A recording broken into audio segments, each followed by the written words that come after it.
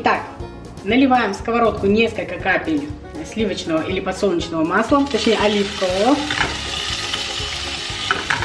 Нагреваем и выкладываем сюда порезанную куриную грудку. Это у меня индюшатина.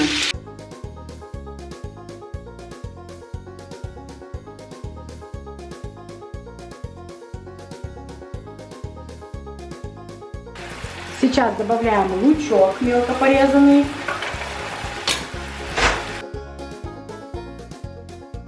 Все хорошенько перемешать и буквально еще пару минут пассируем вместе с луковицей. И также добавляем соль и специи, которые сочетаются с куриным мясом.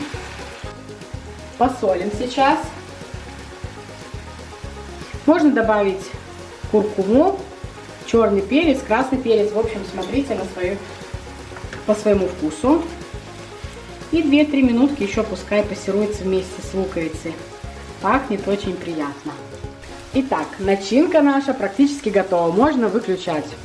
Натираем на крупной терке картошку. Она у меня немножко потемнела, потому что пришлось ей ждать. Если сразу же натираете и все добавляете, то она будет светлая. Добавляем яйцо сюда. Также посолим обязательно по вкусу. Все хорошенько перемешаем. Добавим еще муки сюда же. Количество всех ингредиентов будет внизу под видео.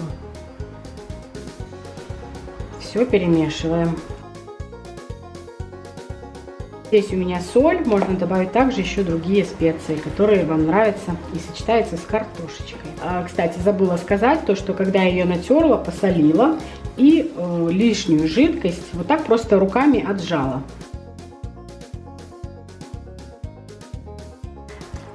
Картофельное тесто готово.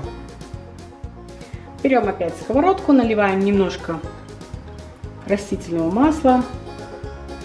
Если будете брать большую сковородку, то естественно, что сам блин будет большим. У меня это маленькая сковородка. Нагреваем и выкладываем наше картофельное тесто.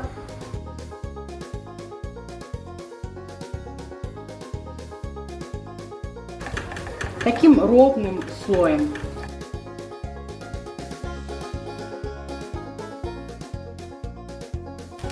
Стараемся все разровнять одинаково, чтобы была толщина. И вот так обжариваем с одной стороны, потом аккуратненько перевернем и будем обжаривать блинчик с другой стороны. Итак, буквально прошло 2-3 минуты. Аккуратненько так пройдитесь по всем краям, чтобы он сразу отлепился, если вдруг где-то пристал. И вот так спокойненько, хоп, и переворачиваем.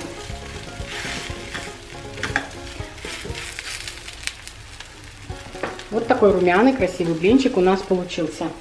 Пускай еще пару минут, можно сделать меньше огонь и даже чем-то прикрыть, чтобы он хорошенько прожарился и внутри. Спустя пару минут выкладываем сейчас на одну половинку вот так помидорки мелко порезанные. В общем, с начинкой, я думаю, вы понимаете, можно экспериментировать, как вам больше нравится и хочется. Я выложу просто помидоры, сыр и, естественно, наше куриное мясо, которое мы с вами пожарили.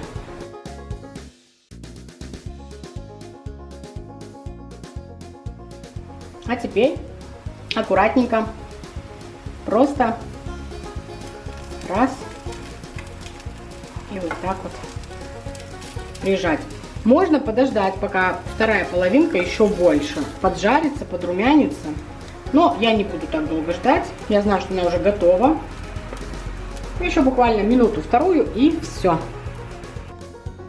И вот что у нас получилось. Можно порезать еще какой-нибудь зелени, добавить.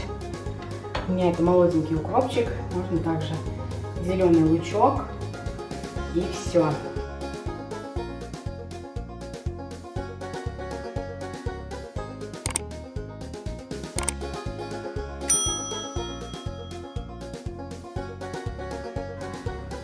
Обязательно приготовьте, не пожалеете. Это очень вкусно, необычно и просто. Так что на этом я заканчиваю. Всего вам хорошего, приятного аппетита и будьте счастливы и здоровы. Пока-пока.